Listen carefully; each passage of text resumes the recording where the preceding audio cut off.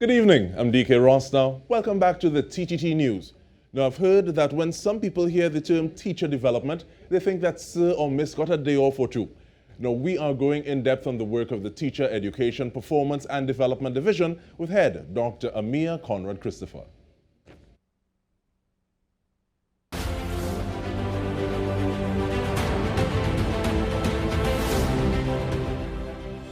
Welcome, Dr. Conrad-Christopher. How are you? Fine, thank you. Very good to hear, and happy that you were able to make the time. I want to start off though asking, what is the role of the Teacher Education, Performance and Development Division? The Teacher Education, Performance and Professional Development Division, which I will refer to as TEPDD from now on, we are tasked primarily with the education of the methodology and pedagogy of all our teachers.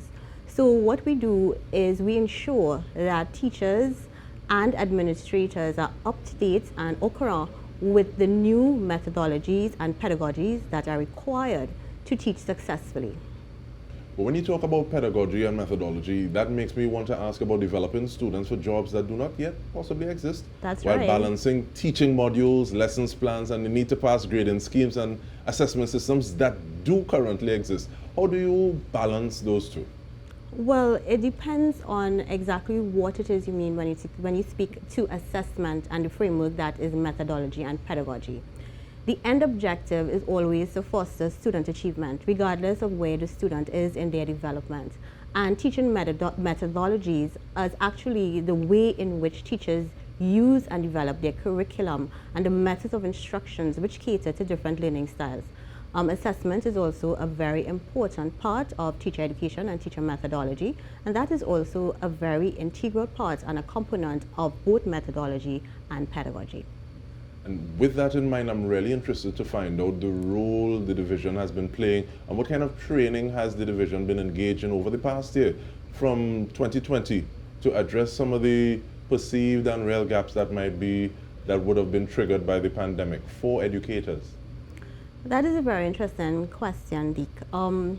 Firstly, we at Teacher Education Professional Development, we had actually decided previously to start with open and distance online training of our teachers. So therefore, when COVID hit on March 13th, we were actually poised and posited to start to transition our teachers directly into that online environment. One of the factors that we would have really been instrumental in really aligning our teachers with what is necessary, which is teaching online, would be to teach students and teachers that transition from face-to-face to online. And that is an extremely important component because you cannot simply take a face-to-face method and put it online, because we have to look at student engagement, the methods of teaching, as well as how you transition your curriculum. So we would have started training our teachers in a plethora of courses, quality assured courses, which were designed to really effectively demonstrate and teach our teachers and educators, because you have to also include administrators in this, how to teach online and how to ensure the success of their students, even in harsh times such as COVID-19.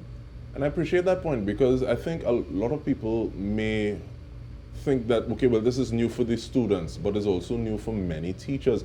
And if you have a specific tool bag with certain tools and resources that you liberally use and apply, what do you do when a lot of that is taken from you when you're looking at bodily cues? You know, sometimes people like to say the teacher always know which student not necessarily paying best attention to ask them to answer that. But in terms of accessing these tools, these resources to put into the virtual toolkit, how do teachers access this sort of training? And would you say that the training is also mandatory? Okay, so the training is targeted towards 3 levels of teachers, because you have to differentiate instruction. Just as you would differentiate for students, there are different levels of teachers within the classroom environment. So basically, there are 3 tiers: in service, induction, and those who are have been there for a long time. So what we would have done, we would have targeted the type of training to really facilitate those teachers who didn't know what to do, as well as those who knew and You know, Dike said something, and you said that teachers didn't know much about that, but that is sometimes a misconception, because not only are students digital natives, but some of our teachers are actually digital natives, and we would have used them to have a program, what is called a master mentor program. So the skills that were developed, we would have developed them through different approaches.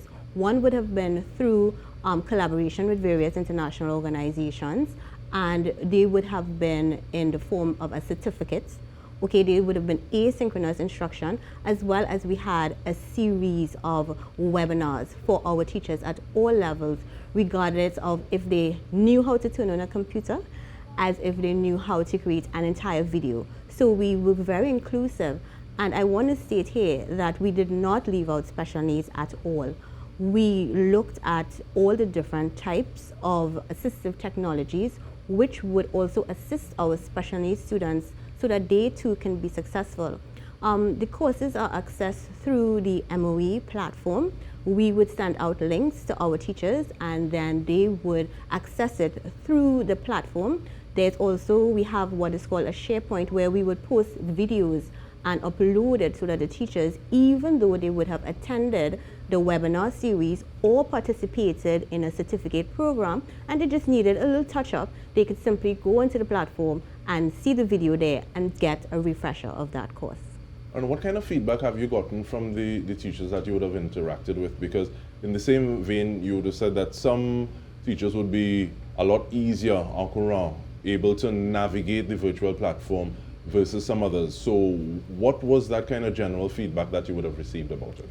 Initially, with everything, there was, you know, some adaptation to the transition.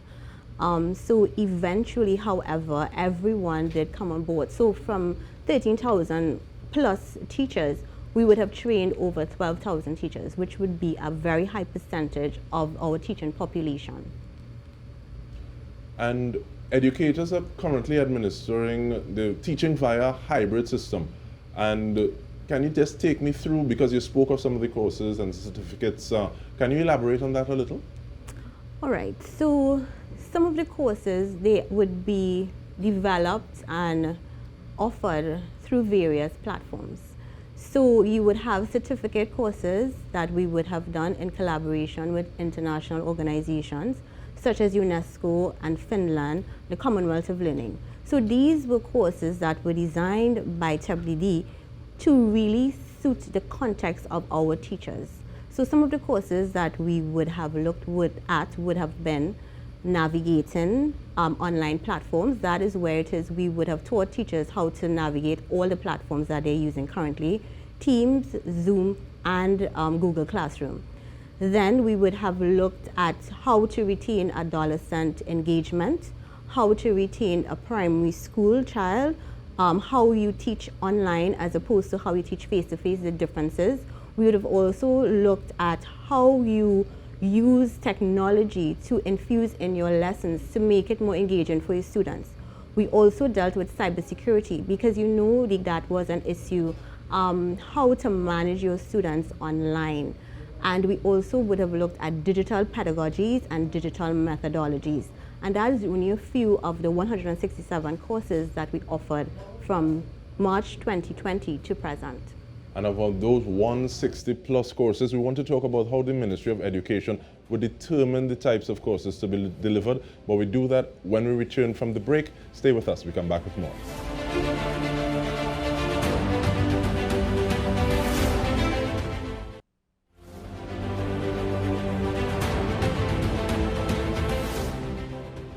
Welcome back. We are going in depth on the Teacher Education Performance and Development Division with the person at the helm, Dr. Amia Conrad-Christopher.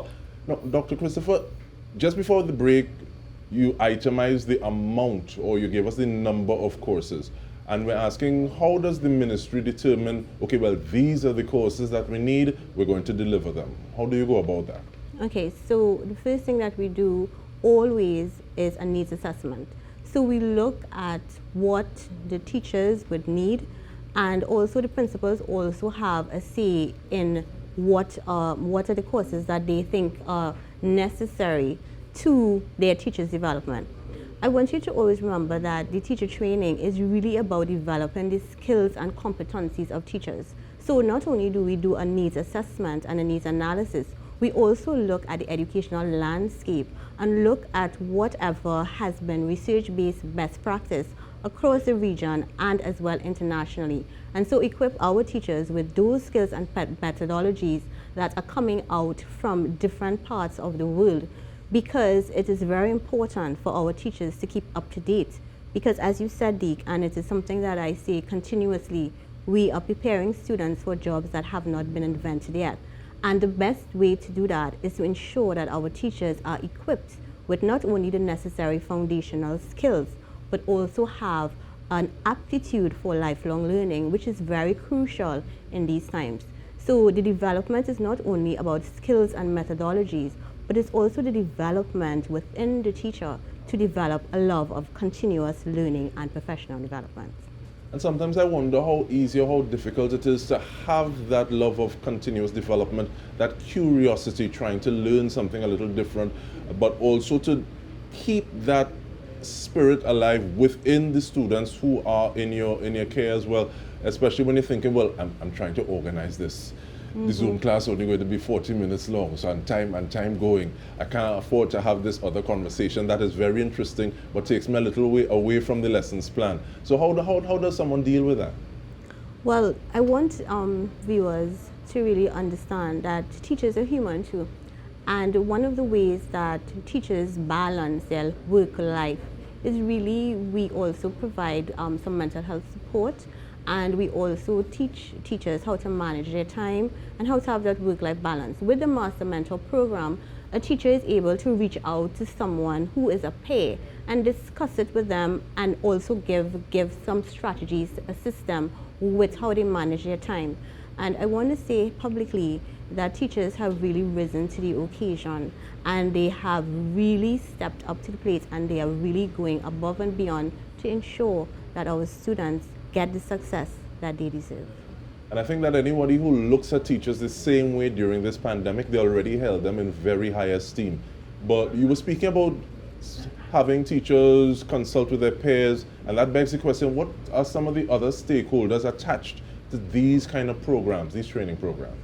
The stakeholders would be, we would have our principals, administrators, we would have our monitoring and evaluation officers, we would have our students, we would also have our international educational organizations, including CARICOM, UNESCO, UNICEF, CAF. These are all our external stakeholders, as well as, not to forget, tutor.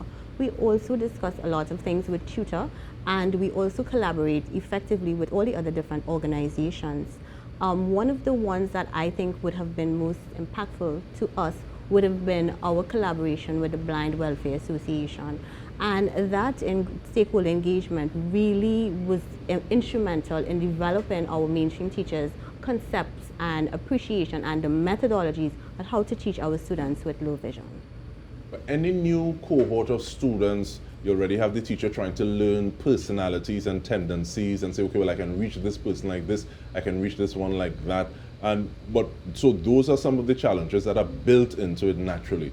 But what are some of those other challenges that the ministry would have encountered trying to get this system of training on board? Well, some of the challenges would have really been, the way that sometimes people would like to do things and leave things the way they are. And one of the skills that we would have looked at would have been resilience to change and resilience in changing times. And we would also always keep in mind that teachers, like a human being, they would need what we call a guided approach.